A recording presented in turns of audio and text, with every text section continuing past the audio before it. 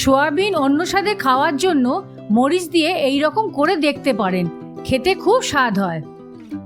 নমস্কার বন্ধুরা, সবাই কেমন আছেন? চলে এসেছি নতুন একটা রেসিপি নিয়ে মায়ের হেসেলে।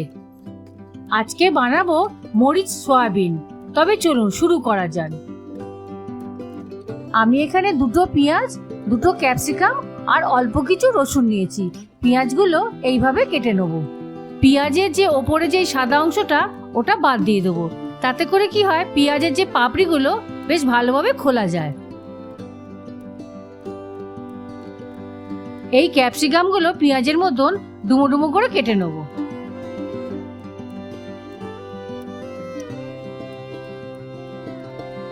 এবার রসুনগুলো ছোট ছোট করে কেটে নেব।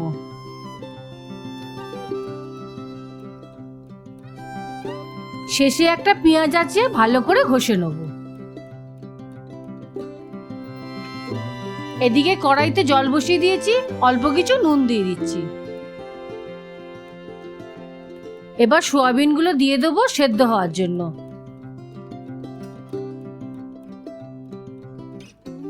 সোয়াবিনগুলো সেদ্ধ হয়ে গেছে, এবার পাত্রে নামিয়ে জল ঝরিয়ে নেব। দেখুন, এইভাবে চিপে চিপে জল বার করতে হবে, ভেতরে যেন জল না থাকে।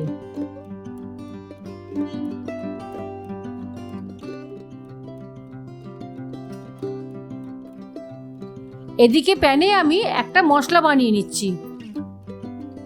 এখানে আমি 1 টুকরো দারচিনি, একটা এলাচ আর 15-16টা গোলমরিচ দিয়ে ভালো করে ভেজে নিচ্ছি।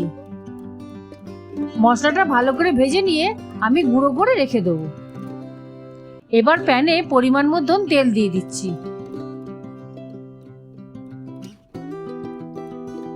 তেলটা গরম হয়ে গেলে ঘষে রাখা পেঁয়াজটা দিয়ে দেবো। পেঁয়াজটা হালকা একটু ভেজে নেব।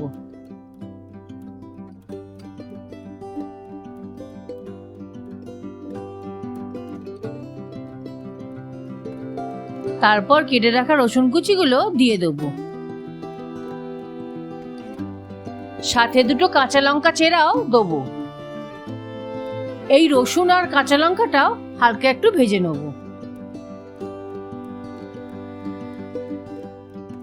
এবার বড় বড় করে কাটা পেঁয়াজগুলো দিয়ে দেবো। এই পেঁয়াজগুলো মশলার সাথে হালকা একটু মিশিয়ে নেব।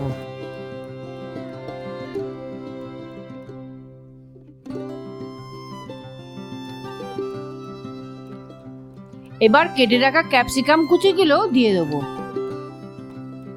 পেঁয়াজ আর ক্যাপসিকামটা মশলার সাথে ভালো করে ভেজে নেব। 2 মিনিট ভাজার পর সোয়াবিনগুলো দিয়ে দেবো। সয়াবিনগুলো মশলার সাথে ভালো করে মিশিয়ে নেব।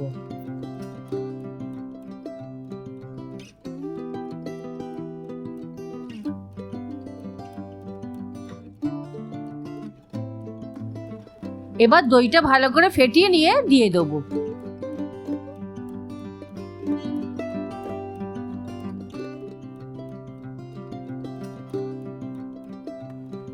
এর সাথে হাফ বাটি মতন জলও দিয়ে দেবো।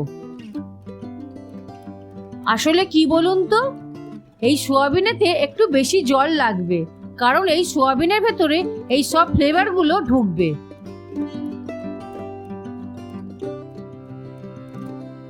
এবার পরিমাণ মতো নুন আর চিনি দিয়ে দেবো। সাথে একটু গোলমরিচের গুঁড়োও দিয়ে দেবো। এবার ভালো করে মিশিয়ে একটা চাপা দিয়ে দেবো। কিছুক্ষণ পর চাপা খুলে ফ্রেশ ক্রিম দিয়ে দেবো। আপনারা চাইলে একেবারে শেষেও দিতে পারেন।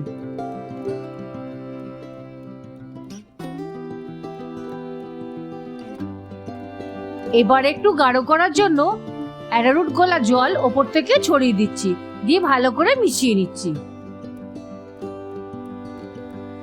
নামানোর আগে বানিয়ে রাখা মশলাটা দিয়ে দেবো, দিয়ে পরিবেশন করব। পারলে একবার গরম গরম নানের সাথে মরিচ সয়াবিন খেয়ে দেখুন, এক কথায় জমে যাবে। এটা একটা নতুন রেসিপি, আপনাদের সামনে বানানোর চেষ্টা করেছি। নিচে কমেন্ট করে জানাবেন যে কেমন লাগলো। চ্যানেলে নতুন হলে সাবস্ক্রাইব করবেন আর লাইক করতে যেন ভুলবেন না। তবে দেখা হচ্ছে নতুন কোনো এক রেসিপি নিয়ে। আপনারা ভালো থাকবেন, সুস্থ থাকবেন, আর আমার সাথে নতুন নতুন রেসিপি বানাতে থাকবেন।